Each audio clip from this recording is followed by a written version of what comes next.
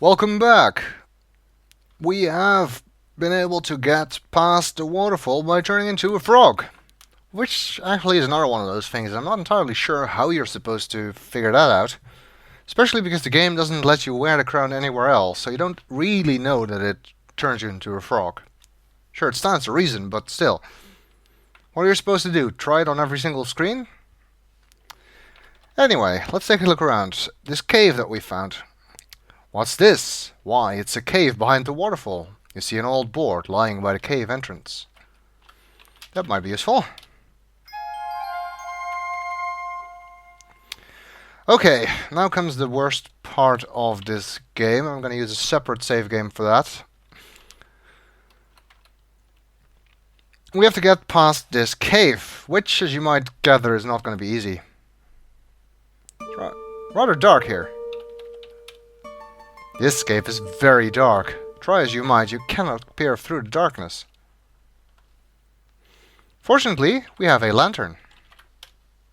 Using a flint attached to the oil lantern, you light it. The lantern burns with a bright glow. Well, it's not much better, but I guess it helps. You still don't see much. There's something on the floor here, though. You see a pile of bones by the cave entrance. And you need one. For later. Okay. Let's do this. I'm really not looking forward to this. This is actually worse than the catacombs in Dreamfall. In many ways. Ugh. Ah! Fate be what it may, you are dragged off to meet it. Yes, there's a cave troll here. I sort of switched screens to before I thought it would happen. What you want to do here is save every single time you are near crossing to the screen. And you need to figure out how, the route as well. Although the cave isn't very big, so that at least isn't too bad. First up, you're going to go east. If the troll appears, forget it. You're not getting away. Just restore. Try it again. Hopefully the troll won't appear. Just keep repeating that. If he doesn't appear, save. Okay, here you go about halfway, and then you go down.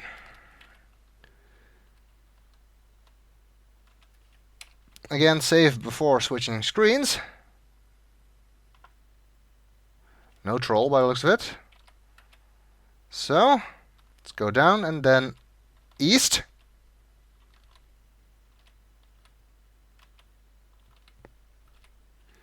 Same procedure. Hey. This is the darkest cave you've ever seen. You see an opening in the distance. That looks like a way out. Well, no troll, so we want to save. So let's just go... Oh. Oh my goodness, a chasm! Which unfortunately does not drop you off in the desert in New Mexico. Yeah, sure, Roberta, sure! Okay, let's try not falling into the chasm this time. But there's no way around it, actually. What you need to do is put the board over the chasm. You need to be quite close to do that. Feeling in the dark, you manage to place the board across the crevice. Now, can you cross it safely? You can actually sort of see when you're close to it by these lines in the light part. You need the board again. Oh, you take the board automatically. Forgot that. Feeling in the dark again, you manage to pick up the board without dropping it into the crevice. From here, we are going to go north towards the light. I don't think that troll can show up in the last screen, but you never know.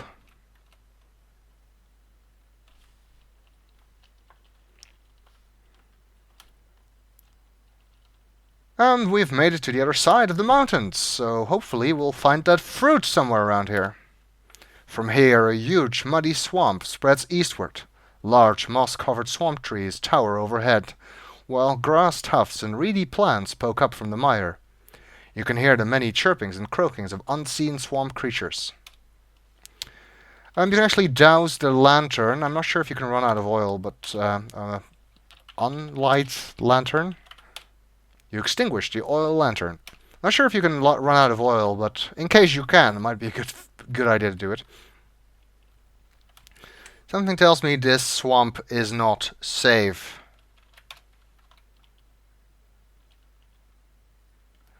Nope, it's not. What a surprise. Uh-oh, what did you do, Rosella? Don't you know that some swamps are quagmires that will suck you under? As you take your last breath, you contemplate this final information.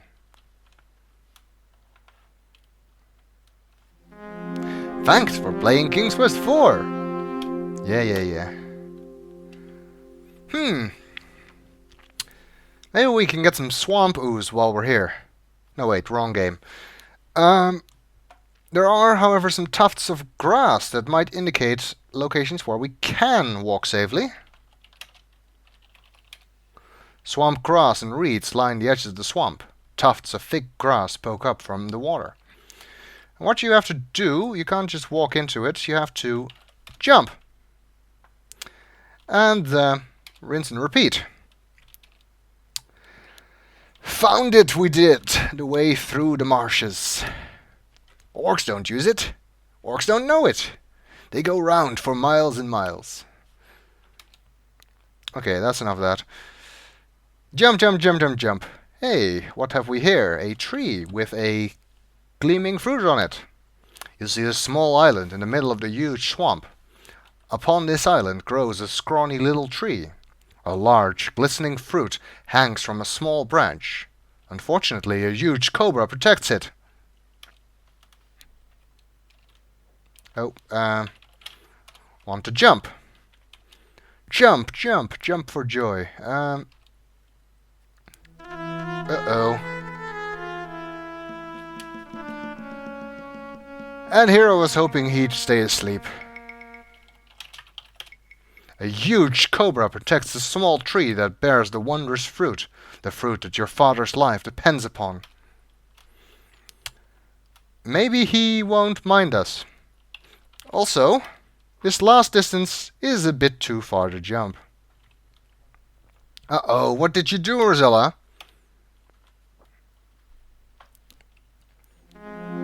Well, that didn't work. Fortunately, we still have our board, which provides us with a neat little bridge here. Just want to be careful, because you can still fall in. There we go. Let's see. I'm sure the cobra won't mind us getting too close. Oh, he gotcha. You die a painful death of snake poisoning.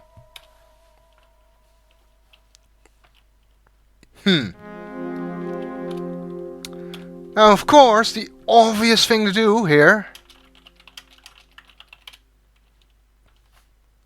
What? You seriously didn't expect me to try that after King's Quest 2? Or was it throw bridle, I think? The snake would not be affected by that. Oh, pfft, that made perfect sense. What else can we do? Well, we have a flute, and snakes are affected by flute music. Of course, I don't think I have to tell anybody that they're actually not, because they're deaf. Everybody knows that. Still, this game falls into that category, so let's play the flute and see if we can try and entrance the snake. That's what, the third instrument that Rosella can play? She's a multi-instrumentalist. Nervously, you raise the flute to your mouth and begin to play a melodic tune to the big cobra, who begins to sway with the music. Soon the snake is mesmerized by it and falls into a hypnotic trance. Not for long, though, so better hurry.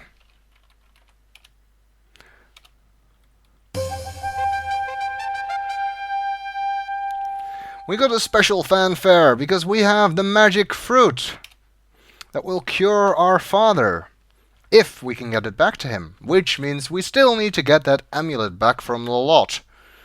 And judging by our score, that's gonna take some work. And the snake has come out of its trance.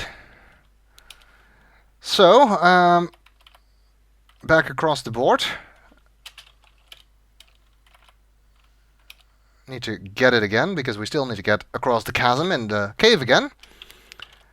And jump back to the shore.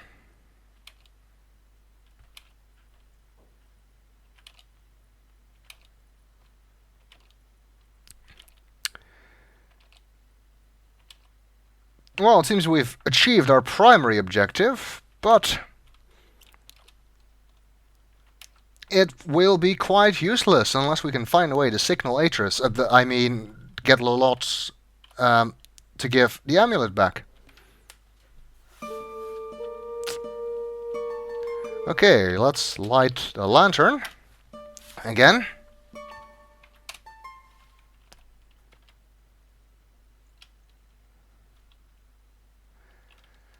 And head back the same way we came.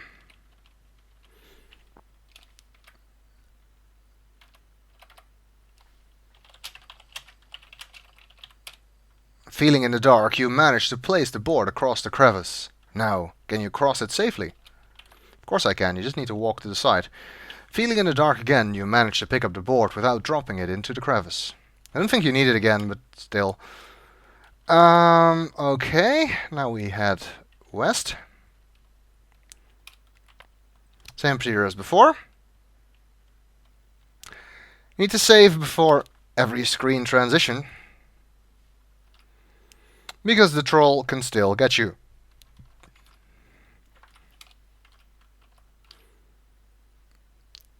Go back north here.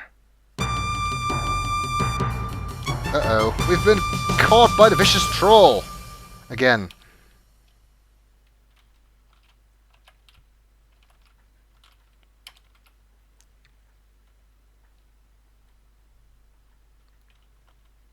Are we good? I think so.